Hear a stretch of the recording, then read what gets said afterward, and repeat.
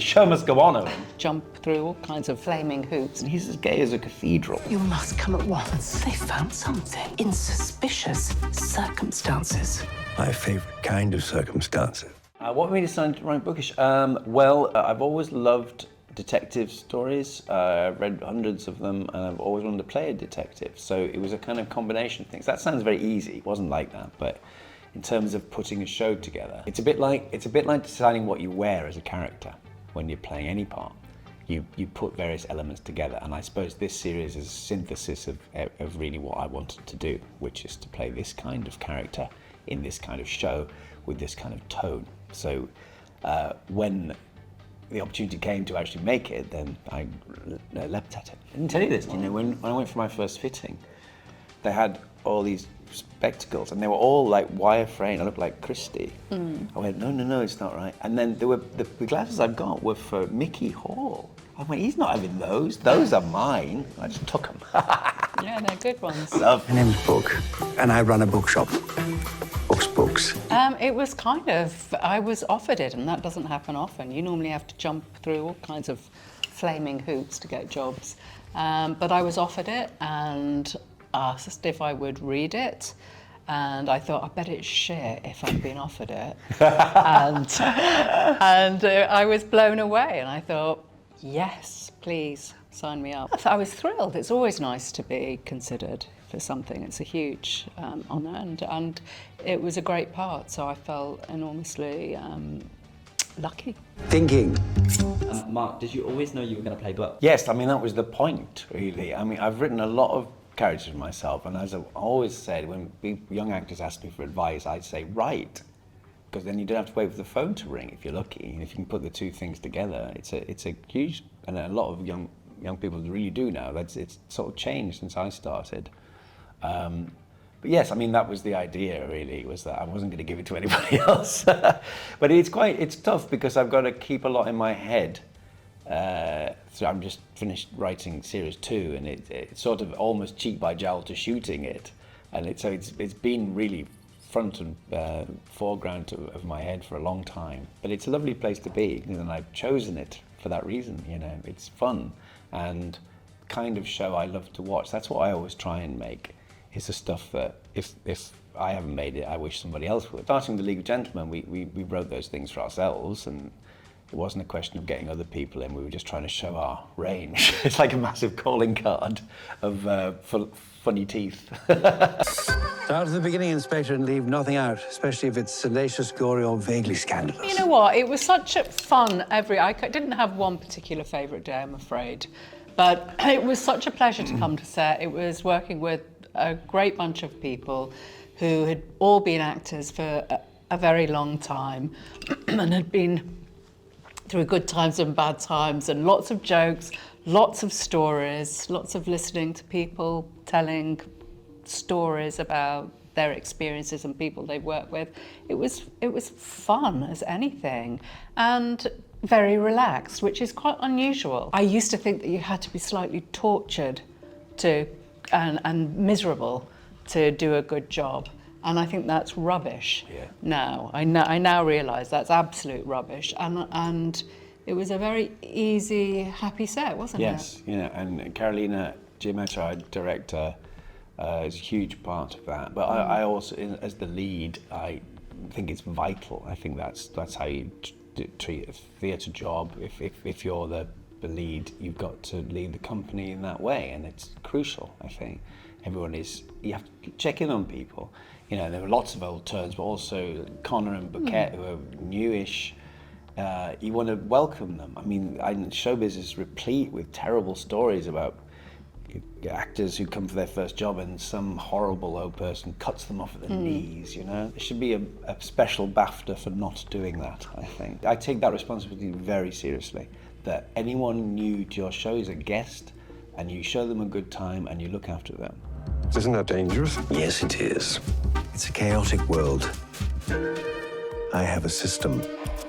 How does it work balancing those roles like writer, creator, actor all at the same time? It's interesting. I mean, the easiest comparison is with Sherlock, because I created that and ran it with Stephen, but I was playing Mycroft, but I wasn't playing Sherlock Holmes, and this is a bit like also play Sherlock Holmes. I'm in almost every scene. It's a lot, but it's fun, and also, there's a really great thing, I think, on set that if a little story beat or even a line isn't working, I can just change it, or change it for someone with a little bit of discussion without any kind of back and forth in that way, you know. And you already knew your lines. I did, although, you know, that's the other thing you obviously have to really put the work in, and part of that 5-month experience is just knowing you just have to take the weekend to learn your lines, and some of it, especially the big denouements to the murders, they take quite a lot. But you wrote them. It does help to have written them, but it doesn't automatically be. And sometimes you think, I think I'd probably say this instead. It's slightly easier to remember, or I've even misremembered from my own lines and think, I think it's better. Probably, it's like another draft. Another draft. Let's call it another draft. Careful. Could you both explain what a lavender marriage is for people who don't know? It's essentially a marriage of convenience between either two gay people or one gay person and a straight person, which is what Trotty and Book are. But it's not convenience in the sense of like, just to have the same bank account. It's a sort of bulwark against society's pressures and scrutiny, and they both have very separate, healthy individual lives and sex lives. And they were childhood friends. They met in a Scarlet Fever ward when they were 12 and were sort of devoted for a long time, and then life got in the way, as Trotty says, and then they come back together, get married, and it's sort of, to the outside world, it's just Mr. and Mrs. Conventional thing.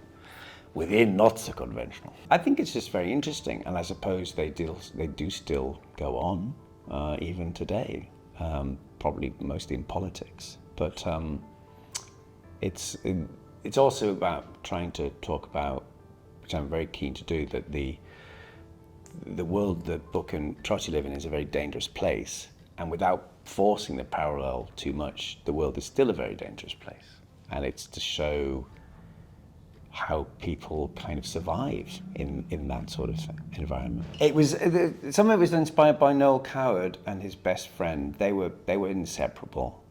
But it wasn't quite that. I mean, they didn't get married or anything like that. But then, in a way, his relationship with Gertrude Lawrence was a bit like that. They were almost married. Or Larry Grayson and Noel Gordon. People used to joke about getting married, and people thought they were serious. And he's as gay as a cathedral. And it's just extraordinary to think that people. It's bizarre. It really is. But a lot of people really thought they were on the verge of going down the aisle. So, I think it's just a very interesting thing to explore. But mostly it's because, several decades later, they could have happily just shared their lives and it would be fine. But what we're trying to do in the show is show that, it's dangerous. And Sergeant Morris, Laughing Boy, as I call him in the show, is always got his eye on me. He knows there's something wrong. And then suddenly something happens, like in episodes 5 and 6, where Trotty is involved in a crime, and she's been staying on her own with another man. Then you go, So they've got to be careful, and then there's always bear traps really. Sometimes the police would like me to give an opinion on things. Bit of a puzzle with the fiddly bits. Everybody was on it, yes, and so there was the space actually to play and create and have fun. Yeah. A scene in episode 5 we were watching this morning, and we were so ill. I think we all had COVID. Yes. But Mark and I kept giving each other the lurgy. But my voice had dropped about 3 octaves, and I actually thought when we were doing it, we're going to have to read up this whole scene. But somehow, because it's now 2 a.m. in the story, it sounds okay. Yeah. But I was consciously looking at it thinking, God, we were so sick sick. Yeah. But you know, going to go on. The show must go on, Owen. Confusing, I know. Oh dear. My favourite is, I have very little experience with a policeman, but one of my first things I did, exactly, that's I'm pretty basic, was Poirot. I was in a Poirot with David Suchet, and I think he did an amazing job. First time I saw Polly was in Poirot. She's in Peril at End House. Yeah. She's very good. And I'm the baddie in it. Yeah, spoilers. Yeah. My favourite, has to be Sherlock Holmes, yes. And I read those stories when I was about 10. I had German measles, and I was bought it as a present, and it was amazing. But I love them. Poirot, Miss Marple, hundreds of them, but Holmes is preeminent. I did like Telly Savalas. Kojak. Yeah, Kojak.